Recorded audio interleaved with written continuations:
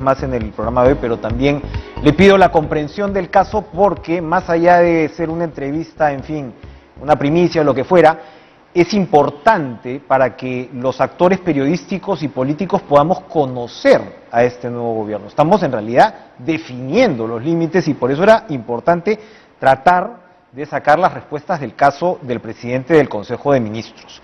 Usted, defensor, le ha exhortado vía carta al presidente Castillo a reevaluar las designaciones en el gabinete. Después de la entrevista que acaba usted de acompañarnos, por suerte, ¿reitera ese pedido? Sí, definitivamente.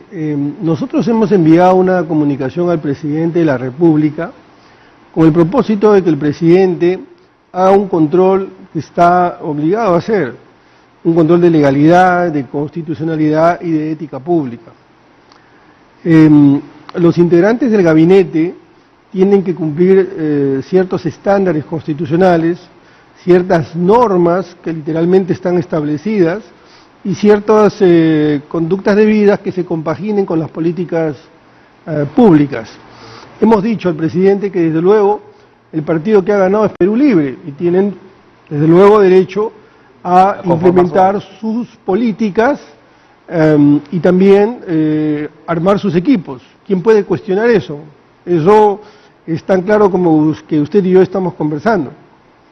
Pero el poder tiene una característica, varias en realidad, pero una que demandamos o reclamamos todos los ciudadanos, que es el poder tiene que ser controlado. Porque al final del día la Constitución es un estatuto de poder, es decir, se controla el poder. Y cuando le decimos al presidente que tiene que establecer determinados filtros, lo que le estamos diciendo es que, por ejemplo, aquel que no cree en el derecho a la igualdad o que no comprende el derecho a la igualdad, no puede liderar una política nacional como la igualdad de género. Un poco lo que nos ha dicho el Premier es que él no comprendía el derecho a la igualdad y que ahora, bueno, está en otra situación. Bueno, yo no me voy a aparcar o detener en lo que ha dicho el presidente del Consejo de Ministros. A mí me parece muy positivo, desde luego, pero creo que hay que ir un poco más allá. Yo siempre actúo de buena fe. Yo creo que las personas pueden cambiar, yo creo que las personas pueden enderezar su conducta hacia determinados principios y valores constitucionales. Pero vamos más allá, porque no se trata solo de un integrante del gabinete, sino varios integrantes del gabinete. Y no solamente eso, se trata también de conocer bien cuál es la conducta democrática. Usted le ha hecho una pregunta al presidente del Consejo de Ministros, yo se la haría al presidente de la República. La libertad de expresión, la libertad de prensa, es una de las columnas sobre la cual se edifica el sistema constitucional.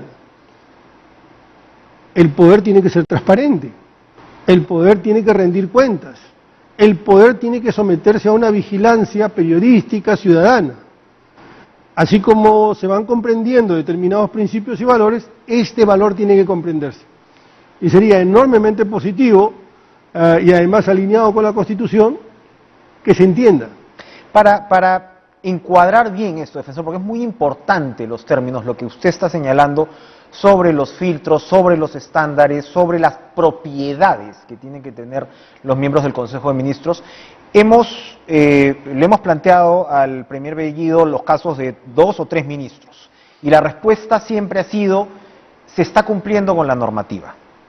La normativa basta. ¿Dónde están los demás filtros especificados, por ponerlo de alguna manera? Porque entiendo perfectamente la discusión en el campo ético, pero para que todos los actores se puedan entender de qué estamos hablando a la hora de elegir pero no hay que tener el gabinete. ¿Dónde está eso específico? Sí, Enrique, no lo voy a decir por usted, pero no hay que tener desprecio por la ética pública. Esto es capital. Así que no basta ni alcanza la literalidad normativa. Hay que conocer los estándares sobre los cuales se maneja la administración pública, porque la administración pública no es la administración de un periódico, no es la administración de un club o de una empresa, es la administración pública, que tiene como propósito que los derechos, las libertades, los servicios públicos se concreten. Llegan a la administración pública para implementar esas políticas públicas, por lo tanto tienen que comulgar en ese evangelio de principios, como por ejemplo el combate contra la corrupción, como por ejemplo la lucha contra el terrorismo. Y alguien dirá, ¿esto es discriminación? No, no lo es. Es un alineamiento respecto a determinados principios. Por eso es que existen normas, por ejemplo, que establecen que determinadas personas que han cometido delitos no pueden asumir determinadas responsabilidades. ¿O acaso una persona que ha cometido un delito de agresión sexual a una menor puede dirigir un colegio? O que está siendo investigado puede dirigir un colegio.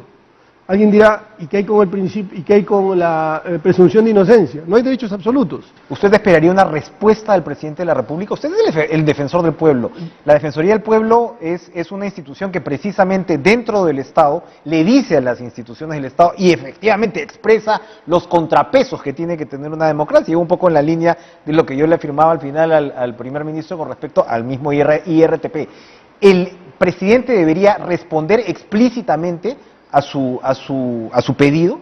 Yo espero, en primer lugar, que el presidente lea nuestra comunicación y no solamente nos responda, sino que nos dé cita para poder conversar con él, porque la Defensoría no pretende oponerse a las políticas que estén alineadas con la Constitución que quiere implementar Perú Libre el presidente. Más bien, la Defensoría es un colaborador crítico.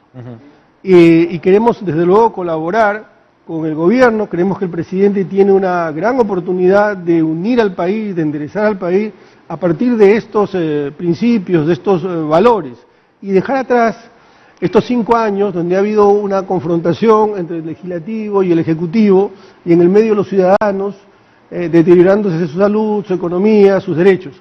Entonces, creo que podemos estar en la antesala, en el umbral de una etapa en donde se materialice el principio de colaboración. Y la Defensoría del Pueblo es, como usted bien ha señalado, un contrapoder. Leamos el artículo 162 de la Constitución y ahí claramente se dice cuáles son las funciones de la Defensoría. La paridad. Este gabinete es el menos paritario y eso nos faltó ya el tiempo sencillamente para poder desarrollarlo con el primer ministro desde antes de la época de Toledo, ¿no? Si bien, y veía unos números de ojo público interesantes, si bien es el gabinete con mayor presencia de ministros nacidos fuera de Lima, eso es una realidad también, es también el menos paritario prácticamente de la historia. ¿Cómo